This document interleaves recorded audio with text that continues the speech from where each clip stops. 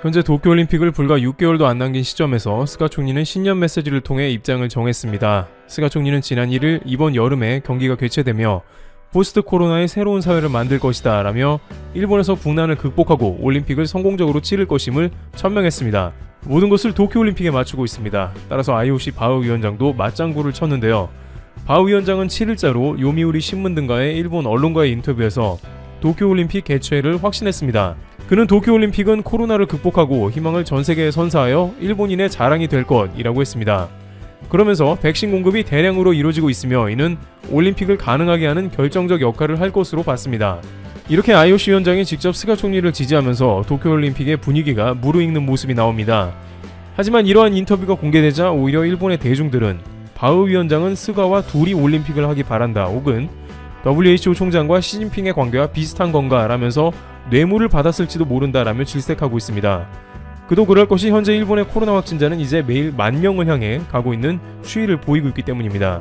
일각에서는 일본 코로나 상황이 이제 유럽과 비슷한 상황으로 들어간다는 의견도 나오고 있습니다.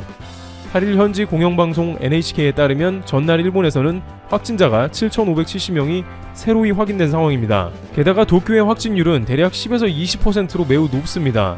확진율이 높다는 것은 실제 감염자가 매우 많다는 것입니다.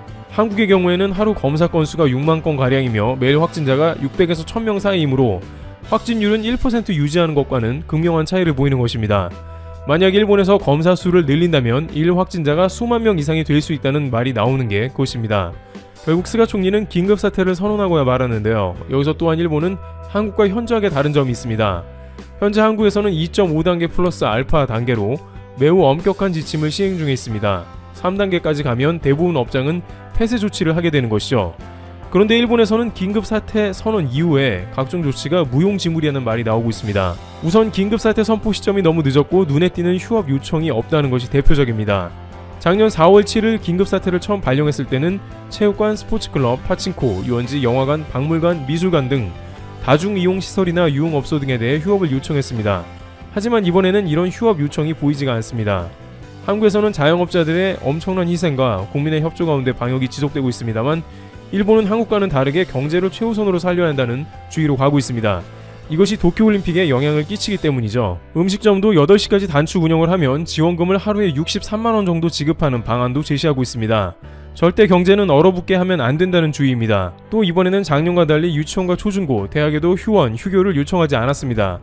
확진자가 하루에 10,000명을 향해 가며 심각한 상황이지만 전반적으로 사회적 거리두기 조치가 느슨해진 셈입니다. 한 일본 방송에서는 이에 관해서 많은 도쿄 시민이 위드 코로나라고 하여 코로나와 함께 살아가는 것을 당연하게 생각하고 있는 분위기도 있다며 젊은이들은 건강해서 괜찮다는 의견도 내고 있습니다. 심지어 일본 당국은 도쿄올림픽 의지를 계속 불태우며 경기장 실험을 지속하고 있어 논란이 되고 있습니다. 일본에서는 감염이 확산하던 작년 11월 초 경기장의 관람객을 정원의 86%까지 채우고 프로야구 경기를 강행하는 실험이 실시되기도 했습니다. 많은 전문가들은 감염이 악화되는 실험일 수 있다면서 극도로 위험한 발상이라고 지적하기도 했습니다. 그런데 스포츠 경기장 입장을 계속 허용하기로 했습니다. 5,000명 이하의 인원을 입장시킨다면 대규모 스포츠 경기나 공연도 가능합니다. 무늬만 긴급사태 선언이지 실제로는 코로나를 방지할 이렇다 할 대책이 거의 들어가 있지 않습니다. 그런데 이렇게까지 올림픽 개최의 의지를 불태우고 있는 스가 정권의 청천벽력과 같은 발언이 나오는데요.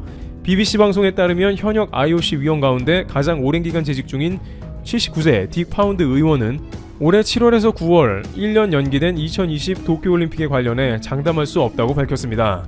그는 현재 코로나19 확산 상황을 방안의 코끼리로 비유했습니다. 이는 모든 사람이 알고 있지만 누구도 선뜻 나서서 문제를 제기하지 않는 사안을 뜻하는 말입니다. 일본이 공을 들였기 때문이겠죠. 일본에서 수십조 원의 손해를 매년 보면서 올림픽을 연기시키고 개최한다는 것을 누가 막기도 모호합니다. 그러나 딕 파운드 의원은 작년 2월에 일본의 크루즈 코로나 사태가 닥쳤을 때도 비슷한 말을 했습니다. 당시 그는 올림픽은 2년은 연기되어야 한다고 강조했습니다. 고참으로 쓴소리를 마다 아는 것입니다. 그런데 이번에 딕 파운드 의원이 이런 말을 하는 것은 현재 일본의 방역 상황이 매우 불만인 것입니다. 파운드 의원은 운동선수들을 백신 우선 접종 대상에 올려야 하며 올림픽 개최국인 일본은 선수들이 입국하기 전 백신을 맞도록 해야 한다고 말했습니다. 또한 일본 국민들도 백신이 준비되어야 한다는 것인데요. 바흐 위원장은 이에 관해 일본 국민은 물론이고 올림픽 방문객도 가능한 한 백신 접종을 해야 한다며 최대한 안전한 올림픽을 주문했습니다. 그런데 현재 일본은 모더나의 경우 5월이나 돼야 승인될 전망입니다. 일본 언론은 한국 보고 계속해서 백신이 안 들어온다며 K방역 자랑하더니 정작 백신 확보가 늦다고 했습니다. 그런데 일본은 백신 승인 과정이 매우 복잡하고 임상시험도 자체적으로 다시 해야 하는 등 결국 모더나를 비롯해 일부 백신 접종은 6월께나 시작될 것으로 추측되고 있는 것입니다. 이렇게 되면 올림픽 시작 전에 백신 접종을 상당히 끝낸다는 일본 정부의 계획은 물거품 되는 것이죠. 게다가 막상 백신 접종이 올해 안에 제대로 될지 부정적인 반응도 해외에서 속출하고 있습니다. 현재 프랑스에서는 백신이 수백만 개가 공급됐으나 아직 1000명도 접종을 안 한 것으로 나오고 있습니다. 백신이 불안해서 거부하고 있는 것입니다. 오직 이스라엘 정도만 인구의 10%가 접종한 상태죠. 또한 일부 지역에서는 화이자 백신의 20에서 30%가 보관이 잘못되어 그냥 버리는 사태도 나옵니다. 백신 공급은 부족한데 사람들은 맞지를 않고 보관하기도 매우 어려운 것입니다. 결국 백신 공급과 함께 국민들 모두가 백신을 빠른 시간 안에 접종하는 게 큰 변수가 되는데요. 한국은 정은경 질병청장의 7일자 국회 긴급 현안 질문에서 백신 접종을 1분기부터 시작할 예정이며 집단 면역은 11월 정도에 완성을 목표로 한다고 밝혔습니다. 그러면서 이미 접종 시스템을 테스트 중이라고 했습니다. 정 청장은 이미 국가 필수 예방접종 등록 접종 시스템에서 예방접종을 맞아야 하는 날짜를 대상에게 미리 문자로 알리고 와야 할 날짜에 오지 않으면 리마인드 문자를 보내는 공지 시스템이 운영 중이라고 소개했습니다. 일각에서는 미국과 유럽은 물론이고 대다수의 국가들이 백신이 있더라도 제대로 된 접종이 어려운 상황이라며 아이러니하게도 백신 도입이 가장 늦은 한국이 오히려 상당히 빠르게 접종이 끝나 집단 면역을 완성할 수 있다며 IOC 위원이 이야기하는 안전한 올림픽을 할 장소는 유일하게 한국밖에 없다는 자연스러운 결론도 나옵니다. 또한 한국은 서울은 물론이고 가장 최근 올림픽인 평창올림픽도 훌륭하게 마친 경험이 있으므로 굳이 상황이 그렇게 돌아간다면 또 질병관리청은 올림픽에 맞는 환경을 조성할 것이라는 믿음도 있습니다. 또한 IOC는 어젠다 2020을 통해서 일본에서 불가능한 경기를 인근 국가에서 치르는 것도 충분히 가능해서 한국의 상당한 부분의 경기를 맡길 수도 있을 것입니다. 방역이 좋더라도 경기할 인프라가 없으면 안 되겠죠. IOC에서는 선수들과 국민들이 안전한 수용 가능할 정도의 방역 수준을 원하고 있는 상태입니다. 또한 일부 국가들은 안전이 보장되지 않는 도쿄올림픽을 보이콧한다고 밝힌 바 있습니다. 지난 2월 런던시장 선거에서도 도쿄 대신에 런던에서 올림픽을 치르자고 하면서 안전 문제를 거론하고 있는데 이제 그러한 조건을 충족시킬 만한 국가는 거의 찾기가 어려운 것이죠. 한국은 국민들의 협조 가운데 현재 확진자 1000명에서 감소세를 보이며 진정되는 모습을 보이고 있습니다. 물론 일본과 위안부 갈등 문제가 다시 불거져서 양국이 협조할 가능성은 거의 없어 보이긴 합니다만 현재 상황에서 도쿄올림픽을 하는 것은 매우 위험하다는 전문가들의 의견이 나오고 있습니다. 트래블튜브 여기서 마치겠습니다. 감사합니다.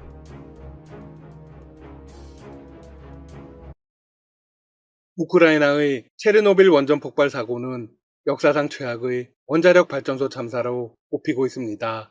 사고가 일어난 지 무려 30여 년이 흘렀지만 사태는 전혀 해결되지 않았습니다. 영국 엑서터대와 우크라이나 농업연구소의 공동연구진이 연구를 진행했습니다. 연구 결과에 따르면 원전에서 50km 떨어진 지역에서 재배한 농작물에도 여전히 기준치 이상의 방사성 물질이 들어있었습니다. 표본의 약 45%에서 체내에 축적되면 여러 암을 일으킬 수 있는 방사선 동위원소 스트론튬 90의 농도가 기준치 이상 들어있는 것으로 나타났죠. 이에 대해 연구진은 이런 상황이 적어도 10년 이상 지속할 것이라고 분석했습니다. 뿐만 아니라 또 다른 방사선 동위원소인 세슘-137에 대해서 조사하고 복합적인 영향을 고려했을 때 곡물 표본의 48%에서 기준치 이상의 방사성 물질이 있는 것으로 확인되었습니다. 방사능 문제는 그만큼 쉽고 빠르게 해결할 수 없다는 것입니다. 그런데도 일본은 아니라고 이기적인 태도로 원전 오염수 방류를 사실상 확정했습니다. 거기다 국제원자력기구 IAEA가 대놓고 일본 편을 들고 있죠. 라파엘 마리아노 그로시 국제원자력기구 사무총장은 지난 19일 오스트리아 빈에 위치한 기구 본부에서 교토통신과 인터뷰를 진행했습니다. 그는 일본 후쿠시마 제1원전 부지에 보관 중인 방사성 오염수의 해양 방류 처분에 대해 이렇게 말했습니다. 기술적으로 충분히 가능한 일이다. 기술에 대해서 무지한 정치꾼이 말도 안 되는 발언을 한 것입니다. 그는 지난 2월 방일에 후쿠시마 제1원전을 둘러본 뒤 가진 기자회견에서도 완전히 똑같은 발언을 했습니다. 일본 정부가 추진하는 오염수의 해양 방류가 기술적 관점에서 볼 때 국제 관행에 부합하고 전 세계 원전에서 비상사태가 아닐 때도 일상적으로 이루어지고 있다. 당시 그로시 사무총장의 발언이 알려졌을 때 전 세계가 우려의 목소리를 냈습니다. 문제는 왜 국제기구 총장이 일본 정부의 입장만 일방적으로 두둔하느냐는 것입니다. 더욱이 기술적으로 아직 구현이 안 된다는 게 글로벌 전문가 대부분의 입장인데 말이죠. 일본 현지의 원전 운영사인 도쿄전력은 현재 하루 140톤씩 불어나는 원전 오염수를 핵물질 정화 장치인 다액종 제거 설비로 처리해 탱크에 담아 보관 중입니다. 일본 정부는 2022년 여름이 되면 계속 불어나는 오염수로 총 137만 톤 규모의 저장 탱크가 차게되면서 테러 작업에도 지장을 주게 된다며 태평양으로 흘려보내 처분하는 방안을 추진하고 있죠. 일본 정부는 이 오염수가 다액종 제거 설비를 거친 점을 들어 오염수가 아닌 처리수라고 부르고 있습니다. 도쿄전력은 오염수를 해양 방류로 처분할 경우 물로 희석해 기술적으로 제거할 수 없는 트리튬 농도를 법정 기준치의 40분의 1 수준으로 낮추겠다고 밝히고 있습니다. 하지만 물로 희석해도 방출 총량은 결과적으로 같아져 지구촌 생태계에 미치는 영향은 마찬가지라는 것이 전 세계 모든 전문가들의 지적입니다. 일본은 원전을 사용하는 다른 나라들도 바다로 원전수를 배출한다고 주장하고 있습니다. 이 주장 역시 논리적으로 맞지 않습니다. 정상 원전에서 나오는 것과 사고 현장에서 생긴 고농도 오염수를 정화 처리했다고 해도 같은 것으로 볼 수 없기 때문입니다. 일본 내부에서도 비판의 목소리가 높습니다. 현지 어민들은 정부의 방침에 강력하게 반발하고 나선 상황이죠. 이에 일본은 최종 결정을 보류해둔 상태입니다. 물론 이미 정치권에서는 확정이 되었죠. 스가 일본 총리 역시 지난 10일 언제까지고 처분 결정을 미룰 수는 없다며 조만간 방침을 정할 가능성을 내비쳤습니다. 지난 19일 후쿠시마를 방문한 가토 관방장관도 폐로 작업에 미치는 영향 등을 고려해 적절한 시기에 처분 방침을 결정할 것이라고 언급했습니다. 한편 그로시 사무총장은 교토통신 인터뷰에서 국제원자력기구 IAEA가 할 일은 잘하고 있다고 자화자찬하기도 했습니다. 그러다 국제 고립을 당하고 사무총장은 사면 초과에 빠질 수 있습니다. 아르헨티나 출신인 그로시 사무총장은 지난해 7월 임기 중 사망한 일본 출신의 아마노 유키야 전 사무총장의 뒤를 이어 작년 12월 취임했습니다. 현재 국제원자력기구 IAEA에는 친일본 인사들이 가득합니다. 한편 한국은 사상 최초로 화상으로 진행된 IAEA 종회에서 반대의 입장을 강력하게 주장하고 나섰습니다. 일본의 후쿠시마 원전 오염수 방출 문제와 관련해서 의구심을 적극 표시한 것입니다. 한국 대표로 참석한 정병선 제1차관은 이렇게 강조했습니다. 환경적 안정성에 대해 한국을 포함한 국제사회의 우려와 불안감이 커지고 있습니다. 원전 오염수의 해양 방출은 전 지구적 해양 환경에 영향을 미칠 수 있는 문제이기 때문에 방법의 적정성과 중장기적으로 환경에 의한 위해성 등에 대한 충분한 검토가 필요하며 이해관계자와의 협력뿐 아니라 IAEA 등 국제사회와의 공조가 반드시 필요한 사안입니다. 정차관은 특히 일본 정부가 후쿠시마 원전 오염수 처분 방안을 마련할 시 유엔 해양법약 등 국제법을 꺼내 들겠다고 강조했습니다. 국제사회가 그 안전성을 충분히 이해하고 수용할 수 있도록 처분 결정에 앞서 한국을 포함한 국제사회와 투명하게 소통해야 할 의무가 있다고 압박한 것이죠. 현재 일본은 내부에서 대충 마무리하고 방류도 서두를 계획입니다. 정차관은 향후 오염수 해양 방출 이행 과정과 안정성이 충분하고도 지속적으로 검증되고 그 결과가 국제사회에 투명하게 공개될 수 있도록 IAEA가 적극적이며 중추적인 역할을 해줄 것을 제안하기도 했습니다. 이에 미국, 중국 등 여타 주요 회원국들의 수석 대표들도 기조연설을 통해 한국을 지지한 것으로 나타났습니다. 사실 태평양 바다는 모두가 함께 사용하는 바다입니다. 한국이 지리학적으로 일본과 가장 가깝지만 일본의 원전수 방류는 한국에만 영향을 미치는 것이 아닙니다. 한편 그로시 사무총장은 14일 북한과 관련해서 이런 발언을 내보냈습니다. 북한의 핵활동 지속은 유엔 안전보장이사회 결의의 명백한 위반이다. 매우 유감스럽다. 그는 IAEA 이사회 개막 연설에서 지난 1년 동안 북한 영변의 원심 분리기 농축시설에서 농축 우라늄 생산과 일치하는 징후가 있었다면서 이같이 말했습니다. 그러면서 북한이 안보리 결의에 따른 의무를 완전히 준수하고 핵 확산 금지 조약 세이프가드 협정의 완전하고 효과적인 이행에 있어 IAEA에 신속히 협조할 것을 촉구한다고 말했습니다. 앞서 IAEA는 지난 2일 발표한 연례 보고서에서 영변의 핵연료봉 제조 공장에서 차량이 이동하고 냉각장치 등을 가동한 모습이 포착되었다고 밝혔습니다. 그리고 이는 북한이 원심 분리기에서 농축 우라늄을 생산했다는 점을 암시한다고 분석했죠. 또한 평양 인근 강선에서도 우라늄을 농축하고 있을 가능성을 제기했습니다. 명백하게 밝혀진 것이 아닌 징후만 가지고도 이런 발언을 하는 그로시 사무총장입니다.